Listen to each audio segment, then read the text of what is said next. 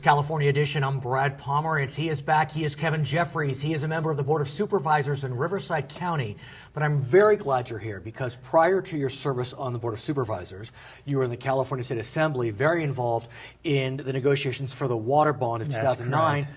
But even before that, you spent 16 years on two different water boards. Two different water districts. So yes. you know from water and droughts and storage and all that kind of stuff. Yes, it's absolutely true. So talk to us, sir, about how you perceive this current crisis, if it is one. Oh, it's a crisis. And, look, the big concern is what if we have one more winter of drought?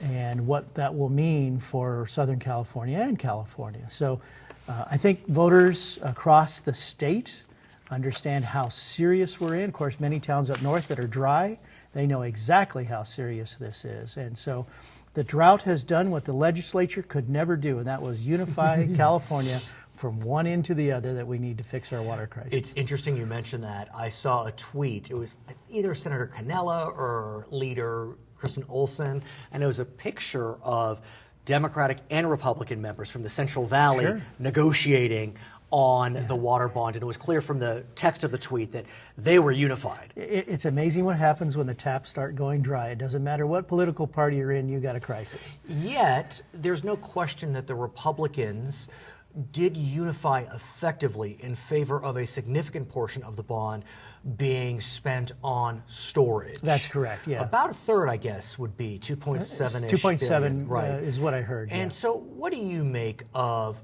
a significant amount of the money going to storage? And I ask you specifically because you were on the water board, and I want to get a sense. And what you saw is it received bipartisan support this time. Look, Who would have thought? Who would have thought? 10 years ago, I didn't have that Democrats- pleasure when I was working on the bond some years ago.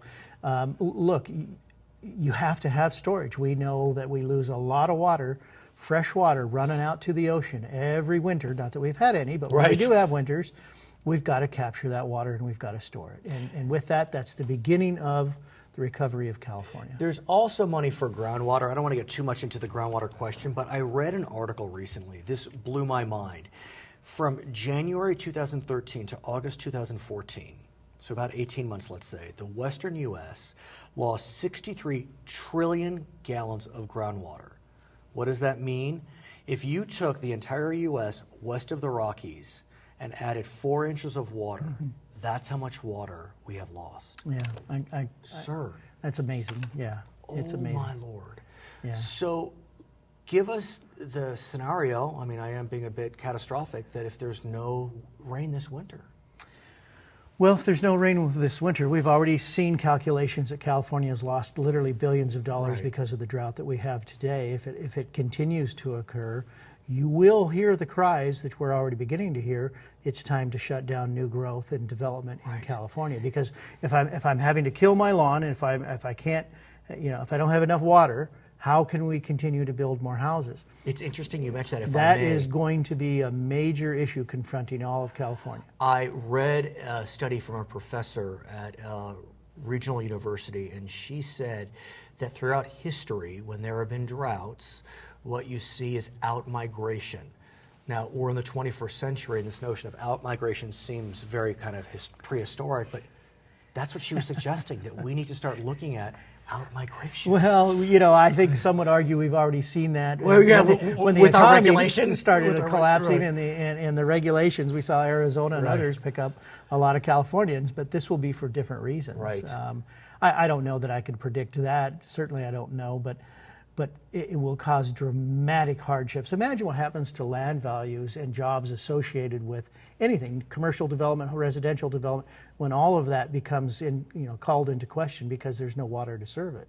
In that kind of scenario, it could be devastating to our economy. And I want to get a sense how it will impact specifically Riverside County, San Bernardino County, the Inland Empire, because this is a region that was very hard hit during the economic downturn of the last decade. It seems it's been coming out of it. I mean, can it take that second blow? I don't see how any economy can survive that kind of blow. I mean, that would certainly kick us back to where we were. it would just be brutal. It would just be brutal. So we've heard some predictions that maybe we have an El Nino coming. Let's hope. Let's hope, but then lately we've heard that, maybe it's not coming. Yeah, the percentages have dropped Right. back down from their high of 70-80%. Sure. Look, we're all in this together, Right. and Mother Nature's going to do what Mother Nature's going to do. We just need to be smart about the water that we do have because we are so dependent upon importing water. Look, Right. your average customer has no clue. They turn on the tap, they have no idea how that water got there. They just know that it's there, and that's all that counts. For the rest of the professionals behind the scene who we don't pay attention to, they're trying to figure out how to get it from Northern California, how to get it from the Colorado River water, how to get it treated and get it into our homes. So- And it's a massive undertaking. That begs the question because we know that there have been serious efforts to cajole Californians to conserve. It does seem that some of those efforts have been successful, but cities, counties have the ability now to provide fines, to cite with fines. And I don't know any jurisdiction, at least in Southern California, that is citing. They're sending warning notices. I Right. think maybe Santa Clara or Santa Right. Cruz is. Trust me, that's coming if we have another dry winter. We have the supplies right now in the reservoirs to get through the rest of this year and into early next year. We're okay right now. We're not great, and that's why we need conservation. But if it continues, we're in big trouble, and you will see the proverbial water police Right. out there looking for runoff and excessive use. But I'm wondering, why shouldn't we have those police active today? Today. What, It's political will, I suspect, more than anything. Look, nobody likes having the water police out there. It's coming, though, if it continues. I mean, I don't see a way around it if it continues. a poll came out in June, LA Times USC. 89% characterized the drought as a major problem or crisis, okay? Only 16% have said they've been affected to a major degree. Yeah. When you have that Sure. distinction, people aren't changing their behavior enough Yeah. to create what we need in terms of savings. Well, and we also need our local governments to act as well. I mean, we see a lot of lush landscaping along many of our roads, and a lot of runoff. Right. And it's time for local government to lead by example as well, instead of telling all of the taxpayers, look, you need to let your lawns die. Right. How about we start cutting back on some of that lush landscaping along the roadways? Is that happening? Riverside County, a lot of unincorporated areas. So Well, we don't presumably- have a lot of lush landscaping in fair enough. unincorporated areas, Right. but certainly there are areas and communities that do, that they really need to start looking at drought-tolerant plants. And what about the public appetite for that? I mean, I think about East Riverside County. They're I don't already know- there, They're right? there. I mean, Yeah. Palm Springs, Palm Desert. Sure, They yeah. have beautiful drought-tolerant plants, the Yeah. California natives. Come closer. Right. Are we seeing that trend picking up? No, we're under the, what I would call the Orange County influence. Right. Most of the influx of Right. our residents have come from Orange County and LA, Right. where it's different climate, and they brought their lawns and their, look, we're all guilty of that. Everybody likes their landscaping. It's a different way of thinking, and to get people to start changing is a challenge. So let's look to November. We know it's Proposition 1 will be on the ballot, $7.545 billion in a water bond, which does seem to have bipartisan support. We know voters in California have been generous in the past, passed Prop 30 by a pretty big margin despite opposition by Republican Party, for example. Sure. Do you get a sense that Californians will provide the margin needed? Oh, I do.